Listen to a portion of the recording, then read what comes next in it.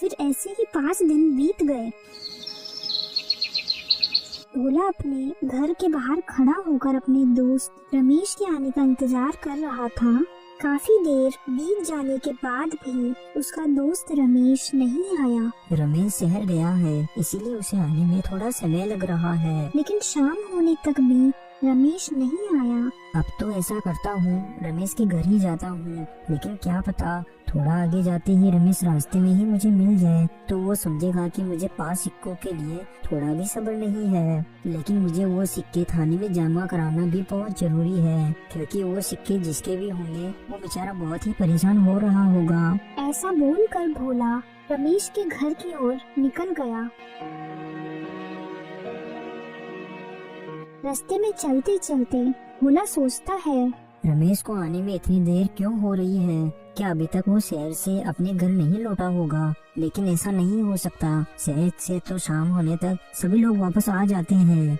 बस 2 ही बातें हो सकती है, या तो उसने कल आने का विचार बनाया होगा, सोचता होगा कि शाम को कौन जाए, या फिर जानबूझकर वो अपने घर ही बैठा होगा। उस समय तो उसको गरज थी, लेकिन इस समय मुझे गरज है। ये सब सोचता सोचता भोला रमेश के घर पहुंच गया, लेकिन भोला की हिम्मत नहीं हुई रमेश को बाहर बुलाने की। क्या कहूँगा मैं रमेश से? कहीं उसने बाहर आते ही मुझे सिक्के दे दिए और देरी के लिए उससे माफी मांगी तो मुझे बड़ी ही शर्म आएगी। वो मुझे ओछा आदमी समझेगा, लेकिन बोलना तो पड़ेगा ही। थोड़ी देर रुक जाता हूँ, क्या पता रमेश अभी खाना खा रहा होगा, इसलिए मैं थोड़ी देर यहीं बैठ जाता हूँ, फिर आवाज दूंगा। ये सोचकर भोला रमेश के घर के बाहर ही बैठ गया। तभी थोड़ी देर बीत जाने के बाद उसे अंदर से आवाज आती है, सिक्के तो सारे खर्च हो गए, अब आप अपने दोस्त भोला को क्या दोगे? तुम इसकी फिक्र मत करो, कुछ महीने में अपनी फसल तैयार हो जाएगी, फिर मैं भोला को उसके सारे सिक्के वापस लौटा दूंगा। ये बात सुनकर भोला हिल गया और उसे बहुत गुस्सा आ गया और वो अपने घर की ओर निकल गया। घर पहुंचकर भोला चारपाई पर लेट गया और पूरी रात केवल करवटें ही बदलता रहा, क्योंकि उसे रमेश के इस व्यवहार पर बहुत ही गुस्सा आ रहा था। पता नहीं ये किस गरीब के सिक्के थे, क्या पता उस गरीब पर क्या बीत रही होगी। लेकिन अब गुस्सा करने से क्या ही फायदा होगा। अब मुझे ही कैसे तैसे करके 5 सिक्के जमा करने होंगे, क्योंकि सीमा के पास भी कुछ भी नहीं है। एक सिक्के की बात होती तो मैं कहीं से कुछ कर लेता, और मैं किसी से उधार भी नहीं ले सकता, क्योंकि मैंने आज तक किसी से कुछ भी नहीं मांगा। अब मुझे जंगल से ज्यादा लकड़ियाँ लेकर आना होगा और गांव में बेचना होगा, तभी मैं जल्दी से 5 सिक्के जमा कर पाऊंगा। लेकिन रमेश, तूने अच्छा नहीं किया। पता नहीं तूने मुझसे किस जन्म का बदला लिया है, अब तूने मुझे कहीं का नहीं रखा। फिर अगले ही दिन सुबह होने पर भोला अपनी कुल्हाड़ी लेकर जंगल की ओर चला गया। भोला दिन भर लकड़ियां जमा करता रहा। शाम होने पर वो सारी लकड़ियों को अपने सिर पर लेकर गांव की ओर निकल गया और गांव में घूम घूम कर लकड़ियां बेचने लगा। इतना ज्यादा काम करने की वजह से भोला की तबीयत खराब हो जाती है। अरे थोड़ा आराम भी कर लिया करो, अगर तुम्हारे जैसे 10-15 आदमी और होते तो संसार का कल्याण ही हो जाता। लेकिन भोला सीमा की ऐसी बातें सुनकर उसका कोई जवाब नहीं देता। इसी तरह पूरा 1 महीना बीत गया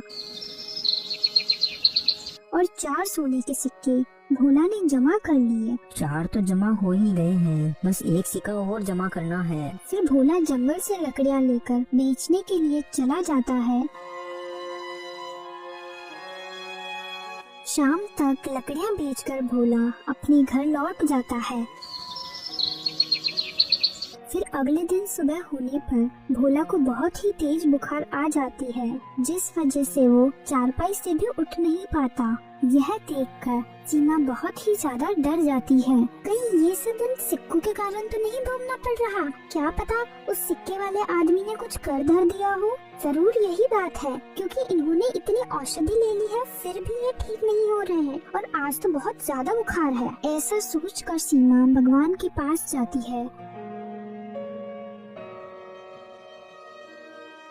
और शंकर भगवान के आगे हाथ जोड़कर कहती है, हे महादेव भगवान, थोड़ी मुझ पर दया करो।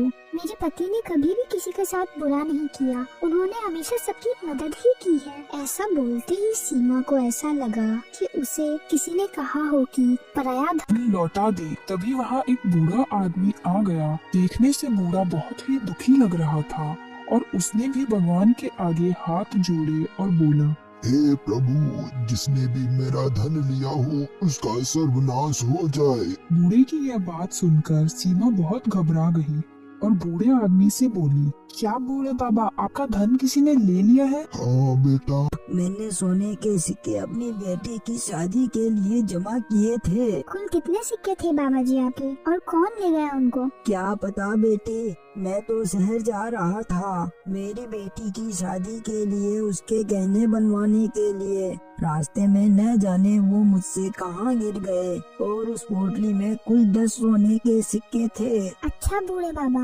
अगर आपको वो सिक्के मिल जाएं तो आप क्या दोगे? उसमें से 2 सोने के सिक्के दे दूंगा और जब तक जीऊंगा तुम्हारे ही गुणगान गाऊंगा। नहीं बाबा, मुझे उसमें से कुछ भी नहीं चाहिए, मुझे तो सिक्कों से भी अधिक चीज चाहिए। बेटा, मेरे पास तो उनके सिवा तुम्हें देने के लिए और कुछ भी नहीं है। बाबा जी, आप तो मुझे आशीर्वाद दीजिए कि मेरे पति बीमार है, वो स्वस्थ हो जाए। बेटा, वो सिक्के क्या तुम्हारे पति को ही मिले हैं? हाँ बाबा जी, आपके सिक्कों की पोटली मेरे पति को ही मिली है। जब वो लकड़ियाँ बेचकर घर आ रहे थे तो उन्हें रास्ते में मिली थी। सीमा की ये बात सुनकर वो बूढ़ा बहुत ही खुश हो गया और शंकर भगवान की तरफ देखकर बोला, हे महादेव भगवान, आप इसका कल्याण करो।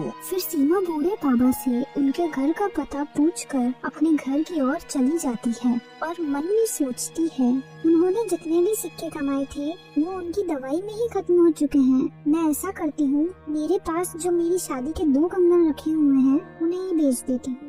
घर पहुंचकर सीमा ऐसा ही करती है। वो अपने कंगन अपनी पड़ोसन को बेच देती है और भोला को लेकर उस बूढ़े के घर के लिए निकल जाती है। भोला ने अपने हाथ से वो पोटली उस बूढ़े को दी। बूढ़े ने पोटली ली और भोला और उसकी पत्नी सीमा को आशीर्वाद देते हुए बोला, महादेव भगवान तुम दोनों का कल्याण करे। फिर वो दोनों पति पत्नी वापस अपने घर आ जाते हैं और 2 दिन बाद ही भोला सही हो जाता है। तभी उसका दोस्त रमेश उसके पास आ जाता है। अरे भोला भाई, मुझे माफ कर दो। और तुम्हारी अब तबीयत कैसी है? देखो, मैंने जो भी किया मुझे इस बात का बहुत ही खेद है। मैंने तुम्हें सिक्के लौटाने में बहुत ही देर कर दी, लेकिन मुझे जमींदार को भी कुछ रुपए देने थे, इसलिए मुझे तुम्हारे सिक्के लौटाने में थोड़ा समय लग गया। और मैंने जैसे ही तुम्हारी तबीयत की बात सुनी तो मैं तुम्हारे पास दौड़ा चला आया और ये लो तुम्हारे पास सोने के सिक्के।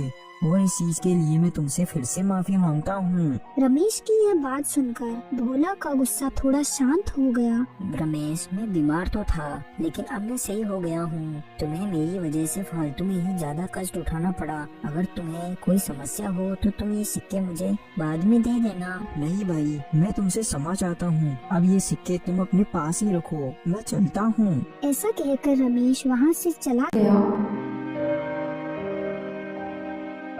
और भोला भी घर के अंदर चला गया। ये लो सीमा, तुम्हारे पास सोने के सिक्के। रमेश वापस देकर चला गया। ये मेरे सिक्के नहीं हैं, ये उस बूढ़े काका के हैं। एक बार मैंने पराया धन लेकर सीख ले ली। लेकिन हमने तो बूढ़े बाबा के सारे सिक्के उन्हें दे दिए, और फिर तुम्हारे हाथ के कंगन कहाँ से आएंगे? हाथ के कंगन ना रहे तो ना सही, लेकिन हाँ तो है। अब सीमा और भोला दोनों बहुत ही संतुष्ट थे और खुश थे कि अब उनके ऊपर पराये धन का बोझ नहीं है।